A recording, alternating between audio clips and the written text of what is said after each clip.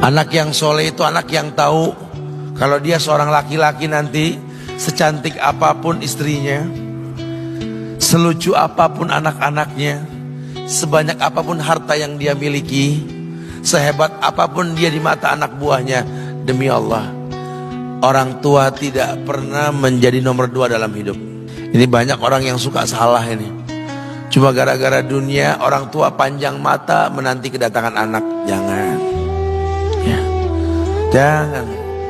Anak yang soleh tahu sekali, sampai kapanpun ibumu, ayahmu, sampai kapanpun. Dunia nggak membuat dia lupa ada berkah keramat dunia hidup di atas muka bumi ini. Dia nggak repot datang ke makam-makam para wali. Orang tua nomor 1 yang dia temui. Ini orang hebat. Ini banyak di antara kita makam-makam didatengin, di mana saja didatengin, ngalap berkah. Orang tua panjang mata, berlinang air mata menanti, mana anakku? Mana pohon yang pernah kutanam? Mana pohon yang pernah kurawat? Kudengar dia sudah mulai berbuah, ingin kurasakan buahnya. Berani mengeluarkan dana jutaan untuk hal-hal yang gak disyariatkan. Ini orang tua panjang mata. Rela ndak rela, orang tua kita akan mendengar dan melihat. Ma, aku pengen nikah, aku pengen berkeluarga, Ma. Ya orang tua ya seneng lah. Cuma kalau inget metik buahnya belum terasa, ya ada perasaan kayak gimana gitu loh. Karena dia tahu setelah ini dia akan menikah, bahwa anak orang ada kehidupan yang berbeda yang bakal dia rasa. Orang tua makin hari makin rentan, bukan makin seger. Yang perempuan dibawa orang, ya Allah. Baru kemarin perasaan mainin poni ini anak perempuan kita, betul. Baru kemarin mainin kepangan rambutnya, ya Allah.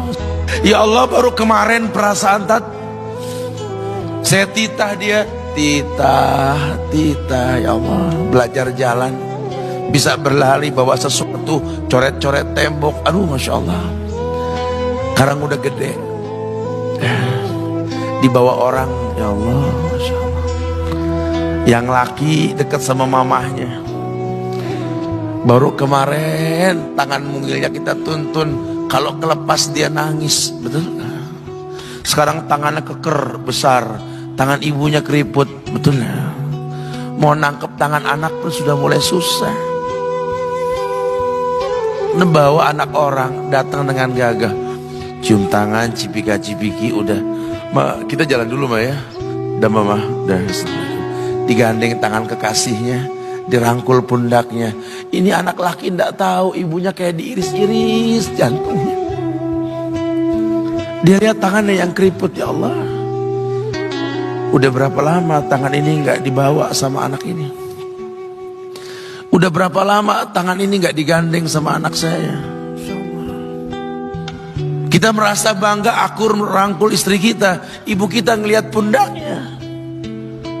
Udah berapa lama pundak ini gak dirangkul seperti itu, ya Allah. Dulu aku berdandan secantik-cantiknya, ku dandankan anaknya, ku bawa di hadapan kawan-kawanku, bangga lihat anakku. Tapi dia gak pernah berdandan rapi membawa aku ke hadapan teman-temannya. Lihatlah ibuku. Ibunya sudah kebayang, ya Allah, ini anak bakal minta nikah sebentar lagi. Yang wajar kalau orang nanam pohon pengen metik buah, wajar. Ini buah belum terasa, pohon sudah mau dibawa, kebayang tidak? Ya Allah. Mulai dia kebayang. Sehingga rasa-rasa seperti ini menjadi tumpukan rasa di hati orang tua kita, yang nanti pada akhirnya dia pun bakal kembali ke hadirat Allah, kita pun bakal kembali ke Allah, betul? Sementara yang namanya kemuliaan datang dengan cara sabab yang benar. Ridallah fi ridal walidain wa sukhtullah fi sukhtil walidain. Ridanya Allah ada di ridho orang tua, murkanya pun sama. Karena semua ibadah yang dia lakukan berujung pada surga. Dan yang paling gampang ketika dia mau menaklukkan dunia, demi Allah, berkah orang tua dulu yang dia ambil. Ini dirasa oleh orang mulia yang Nabi katakan, innahu min ahlis sama, innahu min ahlis sama. Manhu? Siapa dia? Sahabat, manusia yang pernah hidup zaman sahabat tapi nggak ketemu Rasul, yang bernama Uwais Al-Qarni, pemuda miskin pengembala kambing di negeri Yaman. Padang tandus yang dia tinggal di situ, yang dia kesampingkan hidupnya untuk ibunya, untuk ibunya. Tidaklah terucap kalimat satu yang ingin ibunya pengen, kecuali Uwais pasti akan melakukannya apapun, dan ibunya cacat. Apa kata Uwais? Tidak akan pernah terlontar kata dari mulut ibuku kecuali kan kulakukan yang dia inginkan. Masya Allah. Ibunya cacat dan dia menomorduakan diri, yang penting orang tuanya dulu. Hingga satu waktu ibunya berkata, wahai Uwais, ibu sudah tua. Andai kematian mendatangi ibu, ada beberapa keinginan yang ibu pengen merasakan keinginan tersebut. Mungkin enggak ya? Apa Bu? Katakan. Ibu pengen haji. Bengong, Wais, ya Allah Bu, ini Yaman, Hadramaut, yang sekarang saja pesawat itu bisa 3 jam menuju Saudi itu, 2 jam lebih lah menuju Saudi. Ini lebih jauh lagi, kebayang berapa ratus kilo, berapa ribu kilo nggak tahu. Ya baiklah ibu, kata Wes, aku tidak pernah menolak permintaan ibuku, tapi kali ini aku tidak bisa menjawab karena mikir gimana caranya ini. Apalagi dia seorang pemuda yang punya penyakit sopak, ada tanda-tanda putih di bagian badan itu kayak pano besar gitu tuh. Udahlah, terserah gimana nantilah. Yang penting ini nomor 1 dalam hidup ini.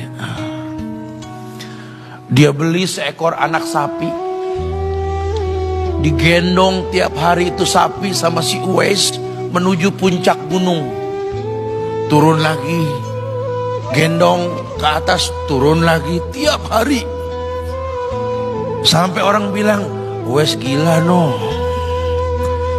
orang sapi dipiara dia digendong tiap hari naik gunung yang tinggi, sampai nggak berasa dikatakan 8 bulan dia lakukan itu, sehingga terbentuklah fisiknya yang bagus karena olahraga tiap hari bawa itu sapi. Dan sapi itu makin berat, dalam hikayat dikatakan sampai di atas 100 kilo itu sapi.